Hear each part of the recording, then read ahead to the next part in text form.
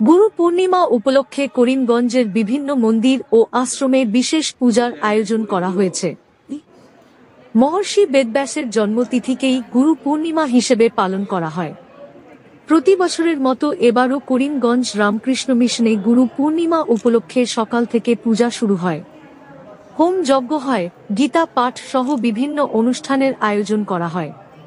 এদিন রামকৃষ্ণ মিশনের শিষ্য ও ভক্তদের উপচে পড়ে ভিড়।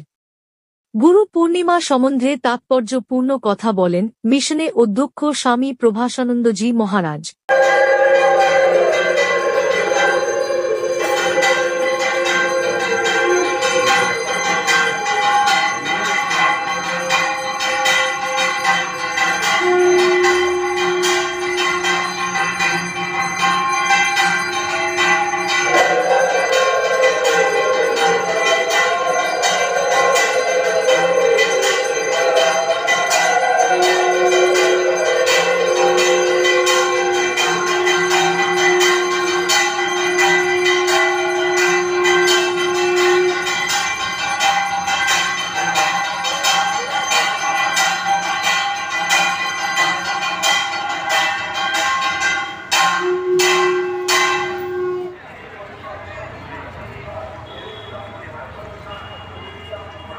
गुरु ब्रह्मा गुरु विष्णु गुरुदेव महेश्वर गुरुदेव परम ब्रह्म तस्मै श्री गुरुवे नमः। आज के गुरु पूर्णिमा पूर्ण जन्मदिन भगवान वेदव्यासेर। भगवान वेदव्यास सप्तदश शताब्दीते एसेছিলেন। তিনি ধীবর কন্যা সত্যবতী এবং পরাশর মুনির ঔরসে তার জন্ম হয়। কথা আছে যে জন্ম হোক যথা তথা কর্ম হোক ভালো। তো এদিক দিয়ে আমরা দেখি যে ভগবান বেদব্যাসের জন্ম ঠিক আমরা যে পদ্ধতিতে বলি সেই ঠিক নয়। যেন ধীবর কন্যা এবং পরাশর মুনির সঙ্গে তাদের সম্পর্ক হয়েছে, কিন্তু তাদের যে জীবনযাত্রা, ভগবান বেদব্যাসের যে জীবনযাত্রা কর্ম, সেটা এই যতদিন পৃথিবী থাকবে ততদিন গর্বিত থাকবে। তিনি বেদকে 4 ভাগে বিভাগ করলেন এবং সেই 4 ভাগে তার 4 শিষ্যকে প্রচারের জন্য অনুমতি দিলেন। সেইভাবে এই যে বিশাল বেদ গ্রন্থ তা অধ্যাত্ম পিপাসুর কাছে ছড়িয়ে পড়ে। এবং এই গুরু পূর্ণিমা যেহেতু তার জন্মদিন, সেই জন্য ভগবান বেদব্যাসের জন্মদিনটাকেই গুরু পূর্ণিমা হিসেবে আমরা পালন করি।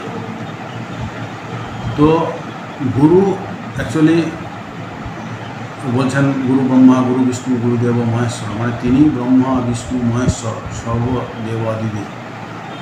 আবার বলছেন অখণ্ড মণ্ডলাকারং ব্যক্তং যেন চরাচরং তৎপদং দর্শিতং যেন তস্मै শ্রী গুরবে নমঃ। মানে পৃথিবী, সারা পৃথিবী যেন সেই অখণ্ড মণ্ডলাকারে ব্রহ্ম দ্বারা আচ্ছাদিত আছেন। এই যে আচ্ছাদন হয়ে আছেন ঈশ্বর, একে যিনি জানেন তিনি গুরু, তিনি প্রকৃত গুরু। আবার বলছেন অজ্ঞানতিমিরান্ধস্য জ্ঞানাঞ্জনশলাকয়া চক্ষুর্মিলিতং যেন তস্मै শ্রী গুরবে নমঃ। বলছেন আমাদের যে হৃদয়ের কালিমা, চোখের কালিমা, অন্ধকার, যিনি তার জ্ঞানরূপ অঞ্জন বা শলাকা, জ্ঞানরূপ শলাকা দ্বারা আমাদের চক্ষুকে উন্নীত করেন, তিনি হলেন গুরু। অর্থাৎ গুরু কাছে এমন একটা শক্তি আছে, আধ্যাত্মিক শক্তি, সেই শক্তিতে শিষ্যে সঞ্চারিত করেন গুরু। তাই যে তাঁর আধ্যাত্মিক শক্তি শিষ্যকে সম্প্রচারণ করে, আর শিষ্য সেই অধ্যাত্ম শক্তি নিয়ে তিনি আরও বড় হন। কথা আছে যে বৃদ্ধ শিষ্য যুবা গুরু,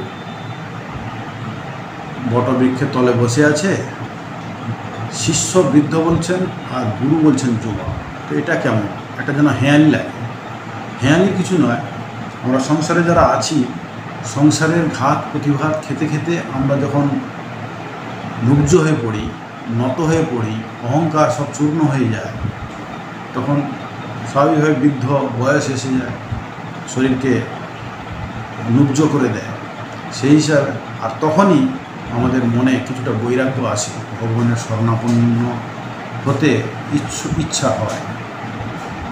তো সেই জন্য বলা হচ্ছে শিষ্য যেন বৃদ্ধ আর গুরুর যুবা। গুরুর যুবা অর্থাৎ তিনি ভগবত তত্ত্বকে নিজের মধ্যে আত্মীভূত করে ভগবত তত্ত্বে তিনি বলিয়ান, সেই সূর্যে বীর্যমান, সেই আলোকে আলোকিত, যেন তিনি ভগবত তত্ত্বে টকবক করে ফুটছেন। সেই জন্য এখানে গুরুকে বলছেন যুবা।